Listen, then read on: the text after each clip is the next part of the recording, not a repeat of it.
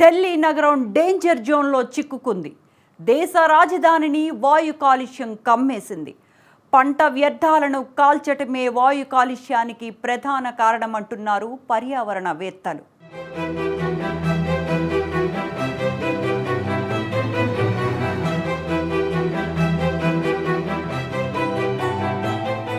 బాణసంచా కాల్చడంపై ఢిల్లీ ప్రభుత్వానికి strong warning ఇచ్చింది supreme court. బాణసంచా కాల్చడంపై తాము విధించిన నిషేధాన్ని పండుగ రోజుల్లోనే కాకుండా ఏడాదంతా అమలు చేయాలని ఢిల్లీ ప్రభుత్వాన్ని సుప్రీంకోర్టు ఆదేశించింది. ప్రపంచంలోని ఏ మతము కాలుష్యకారక కార్యకలాపాలను ప్రోత్సహించదని సర్వోన్నత న్యాయస్థానం తేల్చి చెప్పింది.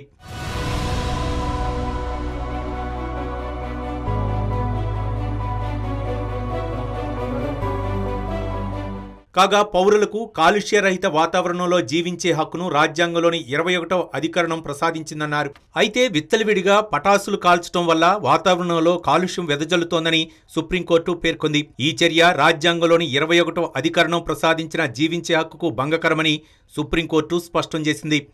కాగా బాణసంచా కాల్చడంపై ఏడాదంతా నిషేధం వర్తింపజేసే విషయమై సంబంధిత పక్షాలతో సంప్రదించి నిర్ణయం తీసుకుంటామని ఢిల్లీ ప్రభుత్వ న్యాయవాది పేర్కొన్నారు.